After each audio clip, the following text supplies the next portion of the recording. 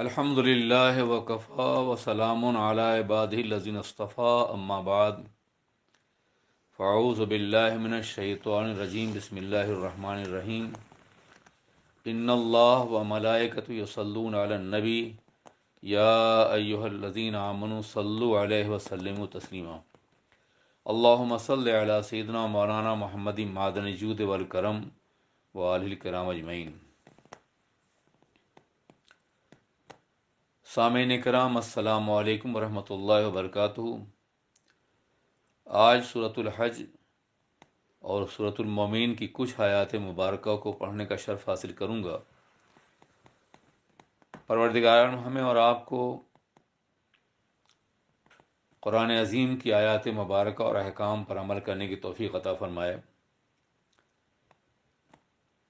سورۃ الحج میں اللہ تبارک و تعالیٰ نے کفار کو خواب غفلت سے بیدار کرنے کے لیے قیامت کی ہولناکیوں کا تذکرہ فرمایا ہے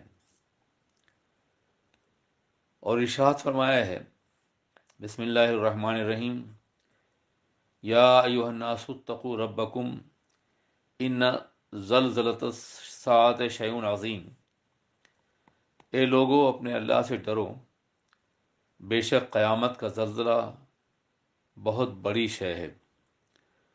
جس روز تم دیکھو گے کہ غافل ہو جائے گی ہر ماں اپنے لفت جگر سے جسے اس نے دودھ پلایا، اور گرا دے گی ہر حاملہ اپنے حمل کو، اور تم لوگوں کو نشہ کی حالت میں دیکھو گے جبکہ وہ نشہ میں نہیں ہوں گے۔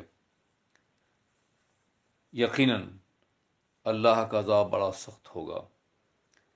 یہ قیامت کا ایک منظر کھینچا گیا ہے کہ جب قیامت بپا ہوگی اور قیامت کا زلزلہ انسانوں پہ طاری ہوگا تو کسی کو ایک دوسرے کی کوئی خبر نہیں ہوگی۔ ماں اپنے جگر گوشے کو، اپنے بچے کو بھول جائے گی۔ حاملہ عورتیں اپنے بچوں کو گرا دیں گی، اور لوگوں کی حالت یہ ہوگی کہ وہ لگے گا کہ نشے میں ڈوبے ہوئے ہیں، مگر وہ نشے میں نہیں ہوں گے۔ یہ اللہ کے عذاب کی بنیاد پر ہوگا۔ اس کے بعد بہت سے احکامات اللہ نے عطا فرمائے، اور پھر حج پاک کا حکم دیا گیا۔ اللہ جناب ابراہیم سے ارشاد فرماتا ہے، وَأَذِّن فِي النَّاسِ بِالْحَجِّ يَأْتُوكَ رِجَالًا وَعَلَىٰ كُلِّ ضَامِرٍ يَأْتِينَ مِنْ كُلِّ فَجٍّ عَمِيقٍ۔ اے ابراہیم، لوگوں کو حج کے لیے اعلان کرو، وہ آپ کے پاس پیدل یا اونٹنیوں پہ سوار ہو کر کے آئیں گے، ہر طرح سے اور ہر دروازے سے، دنیا کے مختلف گوشوں سے۔ حضرات گرامی، جب کعبہ مقدسہ کی تعمیر حکم الہی کے مطابق ہو گئی تو اللہ نے جناب ابراہیم کو حکم دیا کہ اب آپ لوگوں کو حج کے لیے بلائیں۔ آپ کو معلوم ہے کہ مکہ مکرمہ کی آبادی اس وقت تک بہت زیادہ نہیں تھی، اور کعبہ مقدسہ اسی مقام پہ تعمیر کیا گیا تھا جس مقام پر حضرت آدم علیہ السلام نے اللہ کے گھر کی تعمیر کی تھی اور عبادت کی تھی۔ طوفان نوح میں کعبہ کی دیواریں منہدم ہو گئی تھیں، آثار بھی مٹ گئے تھے۔ پھر اللہ نے جناب جبرائیل کو حکم دیا کہ حضرت ابراہیم کو کعبہ کی زمین کے بارے میں اطلاع دو، اور انہیں حکم دو کہ انہی بنیادوں پر کعبہ مقدسہ کی تعمیر کریں جو بنیادیں جناب آدم علیہ السلام نے رکھی تھیں۔ حضرات، آج جہاں کعبہ ہے ٹھیک اس کے اوپر فرشتوں کا بھی کعبہ ہے، جسے بیت المعمور کہتے ہیں، جہاں فرشتے طواف کرتے رہتے ہیں، اور اس کے اوپر عرش عظیم ہے۔ یہ ایک نورانی سلسلہ ہے جو کعبہ مقدسہ سے شروع ہوتا ہے اور عرش عظیم تک پہنچتا ہے۔ جناب ابراہیم علیہ السلام کے ذہن میں یہ خیال آیا کہ یہاں حکم دیا جا رہا ہے کہ تمام لوگوں کو حج کی دعوت دو، حج کے لیے بلاؤ، حالانکہ میں جہاں ہوں وہاں سے میری آواز تمام انسانوں تک تو نہیں پہنچے گی، مگر پھر انہیں ندا دی گئی کہ ابراہیم، آواز دینا تمہارا کام ہے اور تمام بندوں تک پہنچانا میرے ذمہ قدرت میں ہے۔ پھر آپ نے لوگوں کو بلایا حج کے لیے، جو زندہ تھے، موجود تھے، دنیا میں کہیں بھی ہوں، انہوں نے آپ کی آواز کو سنا اور لبیک کہا، اور جو لوگ موجود نہیں تھے انہوں نے عالم ارواح میں سنا اور لبیک کہا۔ اب آپ دیکھیں کہ جب آپ حج کے لیے جاتے ہیں اور احرام پوش ہوتے ہیں تو اس کے بعد سے مسلسل کہتے ہیں لبیک اللہم لبیک، لبیک لا شریک لک لبیک، ان الحمد والنعمت لک والملک لا شریک لک۔ کبھی آپ نے سوچا کہ لبیک اس وقت کہا جاتا ہے جب کسی نے بلایا ہو؟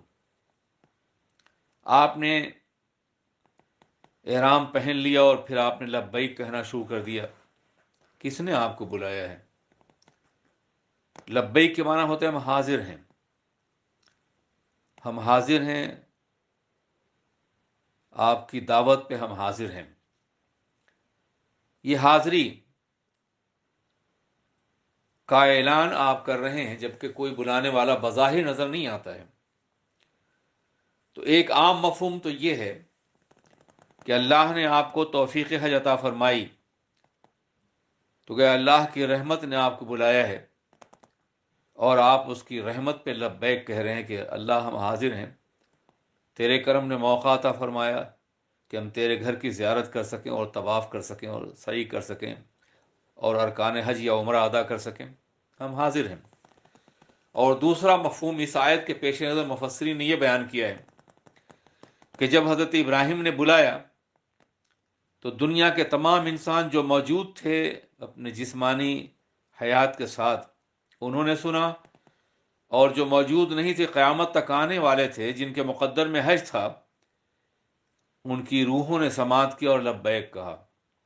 تو جنہوں نے بھی اس وقت لبیک کہا ہوگا انہیں زندگی میں حج ضرور نصیب ہوگا، اور پھر اسی لبیک کا اعادہ کریں گے وہ احرام پوش ہونے کے بعد۔ ابراہیم علیہ السلام، آپ نے بلایا تھا اور ہم اللہ کے گھر کے طواف کے لیے حاضر ہیں۔ حضرات گرامی، اس کے بعد جہاد کی اجازت دی گئی۔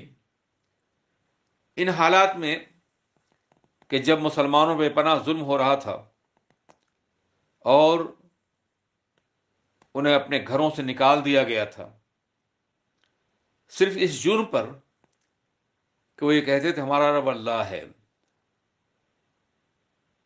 ارشاد فرماتا ہے اللہ تبارک و تعالیٰ، اجازت دی گئی ہے ان لوگوں کو جہاد کی، قتال کی، اس لیے کہ ان پہ ظلم کیا گیا ہے، اور بے شک اللہ ان کی مدد پر قادر ہے۔ یہ وہ لوگ ہیں جنہیں ان کے گھروں سے نکالا گیا ناحق، صرف اس لیے کہ وہ یہ کہتے تھے کہ ہمارا اللہ ہے، اور اللہ تبارک و تعالیٰ مدد فرمانے والا ہے۔ جو لوگ غلبہ حاصل کرتے ہیں اور اللہ جنہیں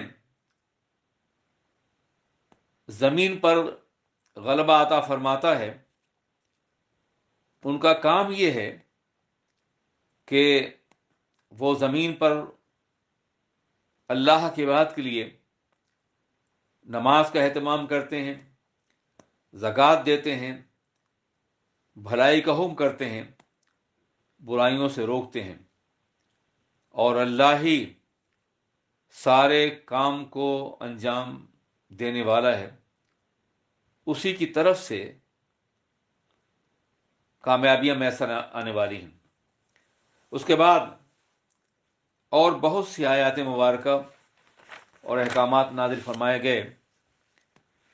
اب میں سورہ مومنون کی چند آیات مبارکہ کا ترجمہ کرنا چاہوں گا۔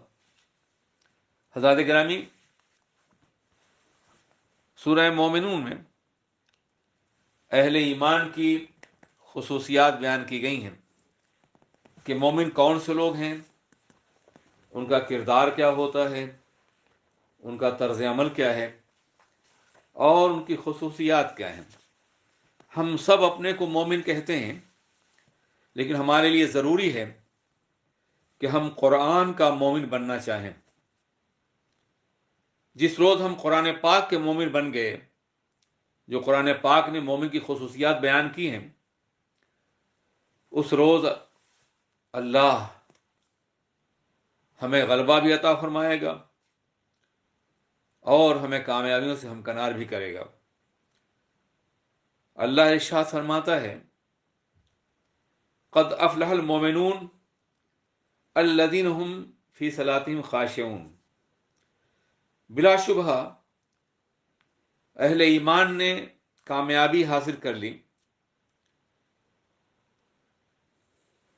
فلاح پا گئے۔ یہ وہ لوگ ہیں جو اپنی نماز میں خشوع و خضوع سے کام لیتے ہیں۔ یہ خشوع کیا ہے؟ مختلف مقامات پر اس کا تذکرہ کیا گیا ہے۔ خشوع کے معنی ہوتے ہیں خشیت الہی کی بنیاد پر ساکن اور منفعل ہو جانا، اللہ کے خوف سے شرمندہ ہو جانا اور مکمل پرسکون ہو جانا، اللہ کے طرف اپنے دل سے مائل ہو جانا۔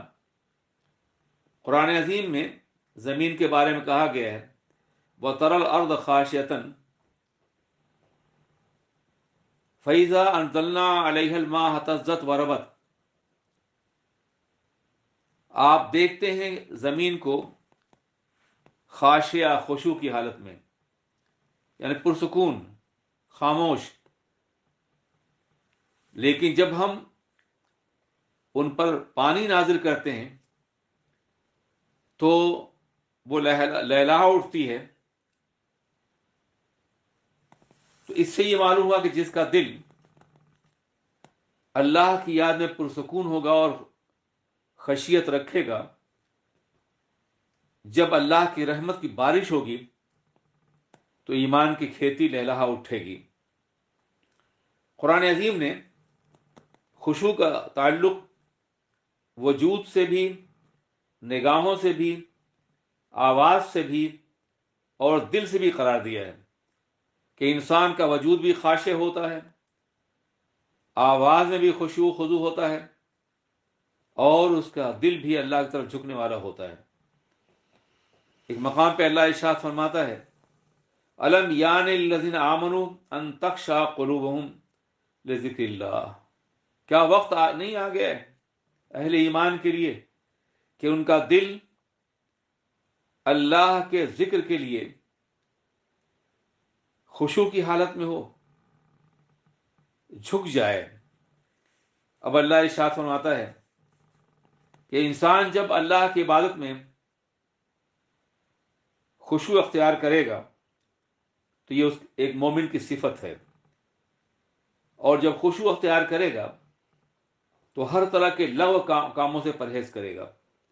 جس کے دل میں اللہ کی یاد ہوتی ہے، آخرت کا خوف ہوتا ہے، دل اللہ کی یاد سے مطمئن اور پرسکون ہوتا ہے، یا لرزہ لرزیدہ ہوتا ہے تو پھر وہ کسی گناہ کی طرف مائل نہیں ہوتا، کوئی غلطی نہیں کرتا ہے۔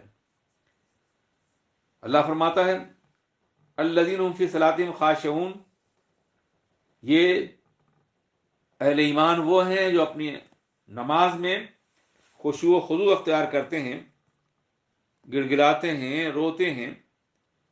والذین هم عن اللغو معرضون، یہی وہ لوگ ہیں جو ہر طرح کی برائیوں سے پرہیز کرتے ہیں۔ جب ان کا دل اللہ کی طرف مائل ہوتا ہے، یاد الہی سے معمور اور پرسکون ہوتا ہے، تو پھر وہ گناہ کی طرف مائل نہیں ہوتے۔ ایک غافل دل جس میں یاد الہی نہ ہو، یقیناً وہ گناہ کی طرف مائل ہوتا ہے، لیکن یاد الہی سے معمور دل کبھی گناہ کی طرف مائل نہیں ہوتا۔ اور پھر یہ وہ لوگ ہیں جو زکوٰۃ ادا کرنے والے ہیں۔ والذین هم للزکوٰۃ فاعلون، ایک مفہوم تو یہ ہے کہ وہ زکوٰۃ ادا کرنے والے ہیں، اور ایک یہ ہے کہ وہ اپنے دلوں کو پاک و صاف کرنے والے ہیں، اور یہ وہ لوگ ہیں جو اپنی شرمگاہوں کی حفاظت کرنے والے ہیں، مگر اپنی بیویوں پر یا ان کے لیے جن سے رشتہ قائم کرنے کی اللہ نے اجازت دی ہے، پھر انہیں کوئی ملامت نہیں ہے۔ لیکن جو لوگ اس کے علاوہ کوئی اور راستہ تلاش کرتے ہیں تو یہ سرکشی کرنے والے اور باغی لوگ ہیں۔ مومن وہ ہیں جو امانتوں کی حفاظت کرنے والے ہیں اور اپنے عہد کی مکمل رعایت کرنے والے ہیں۔ جب انہیں کوئی امانت دی جائے تو اس کا مکمل خیال رکھتے ہیں، اور جس نے دی ہے اس کو وہ بغیر کسی نقص اور کمی کے واپس کر دیتے ہیں، اور اپنے قلب کے اندر کوئی اضطراب محسوس نہیں کرتے۔ حضرات، ایک مفہوم تو یہ ہے، اور دوسرا مفہوم یہ بھی ہے کہ ہماری زندگی اللہ کی امانت ہے، اور اگر ہم اپنی حیات کو اللہ کی امانت کے سمجھ کر کے اس کی مرضی کے مطابق استعمال کریں گے تو اللہ کو ہم راضی کریں گے۔ اسی طریقے سے جو عہد کرتے ہیں اس کی مکمل رعایت کرتے ہیں۔ عہد دنیا سے بھی ہوتا ہے، اور بندے نے اپنے اللہ سے بھی عہد کر رکھا ہے کہ تو ہمارا رب اور پروردگار، ہم تیری عبادت کریں گے۔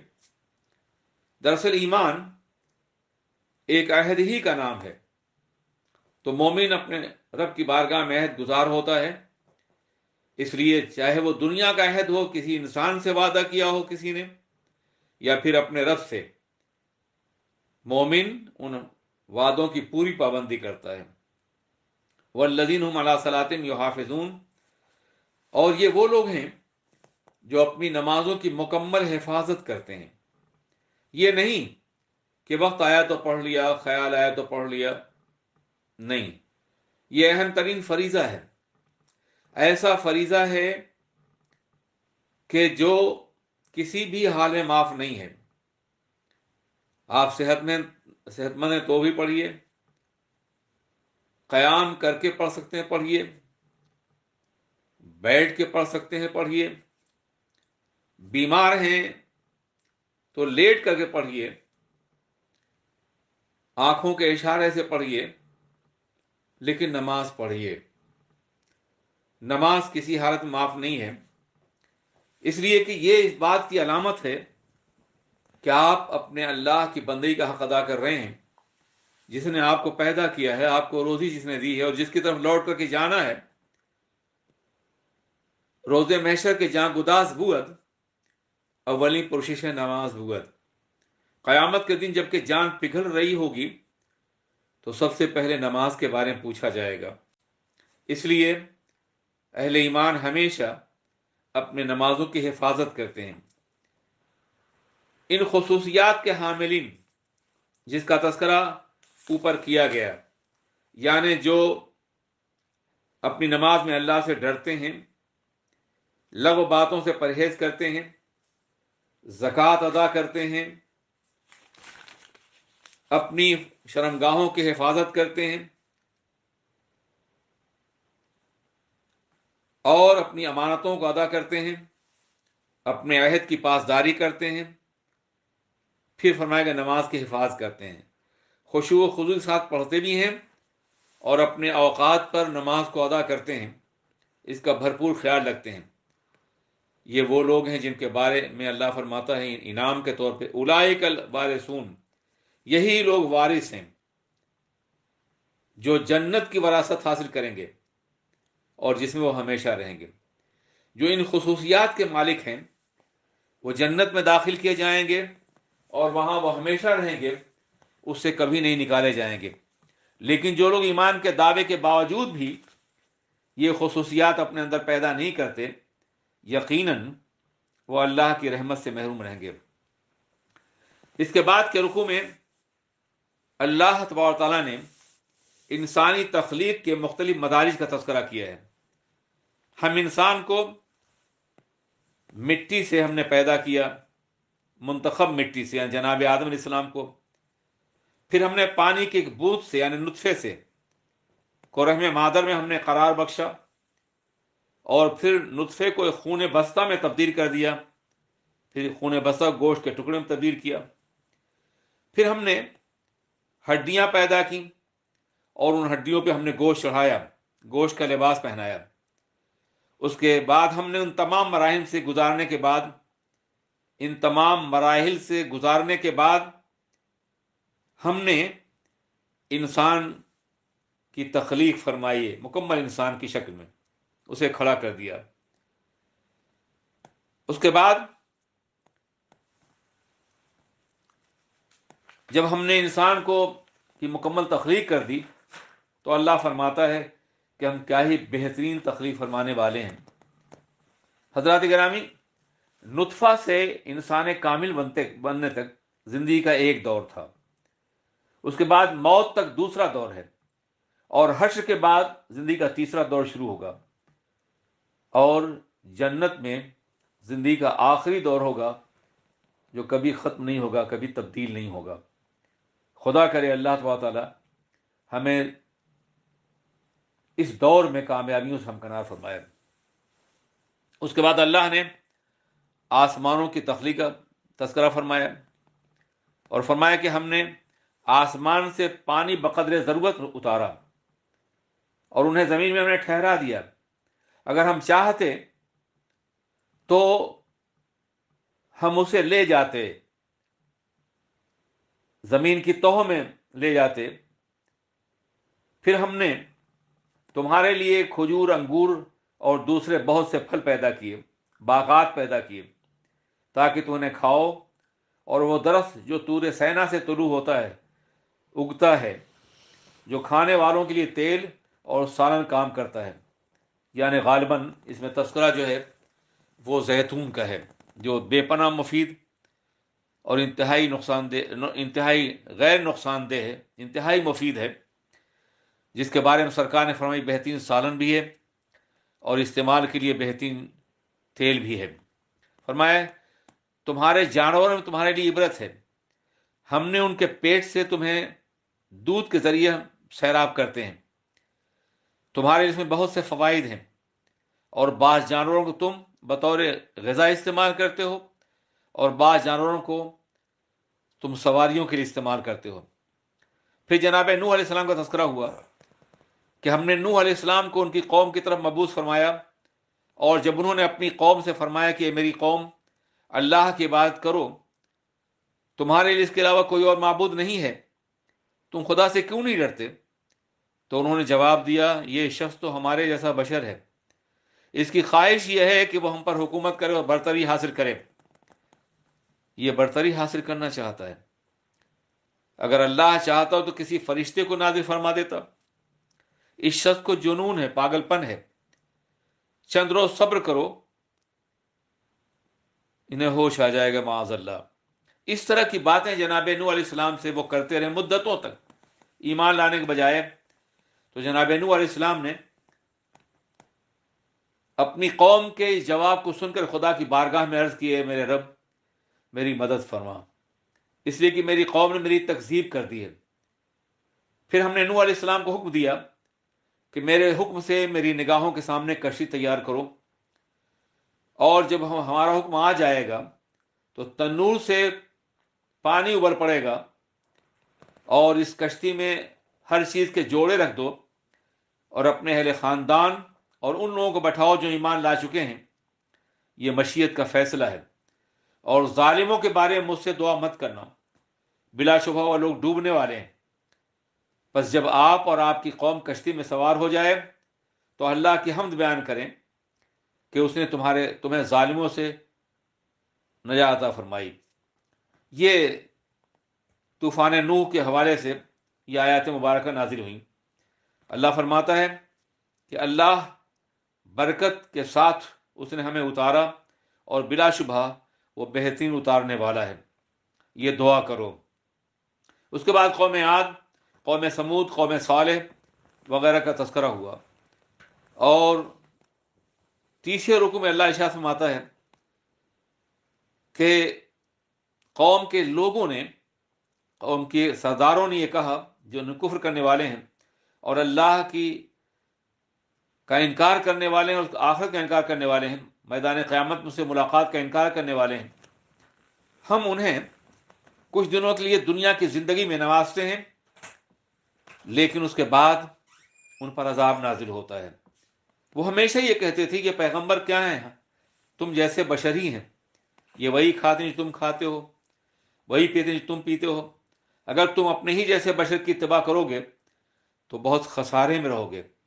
کیا وہ تم سے وعدہ دیتا ہے کہ جب تم مر جاؤ گے اور مٹی اور ہڈیوں میں تبدیل ہو جاؤ گے تو کیا دوبارہ اس سے زندہ ہو کر کے نکلو گے؟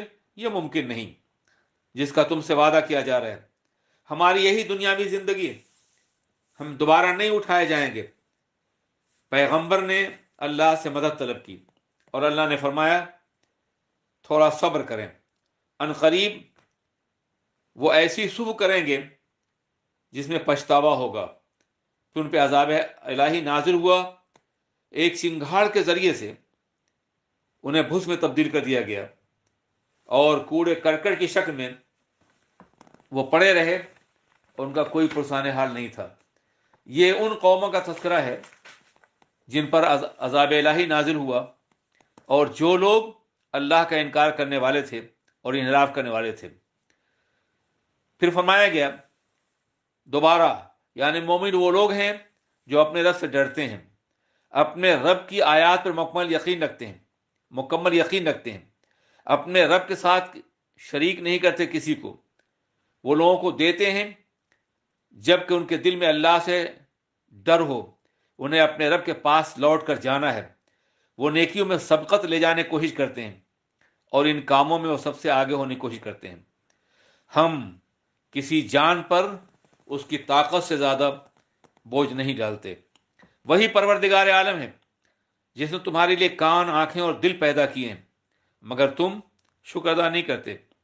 اس نے تمہیں زمین میں پھیلا دیا، اس کی طرف تمہیں اٹھایا جائے گا، اور وہی ہے جو تمہیں زندگی اور موت دیتا ہے، اور تمہیں ایک دوسرے کے پیچھے آنا جانا ہے، اس کے حکم سے ہونا ہے۔ کیا تم اس بات کا شعور نہیں رکھتے ہو؟ کفار ان نشانیوں کے بعد بھی انکار کرتے رہے، اور وہ یہ کہتے رہے کہ ہم موت کے بعد دوبارہ زندہ نہیں کیے جائیں گے جبکہ ہم مٹی ہو چکے ہوں گے۔ سرسری طور پر سورہ مومنون کی بعض مضامین کا ترجمہ میں نے پیش کیا ہے۔ پروردگار عالم ہمیں اس صورت کے معیار کے مطابق ایمان کی دولت سے نوازے اور ہمیں مومن بنائے۔ زندہ رہیں تو مومن بن کے زندہ رہیں، اور موت آئے تو ایمان کی حالت میں آئے۔ السلام علیکم ورحمۃ اللہ وبرکاتہ۔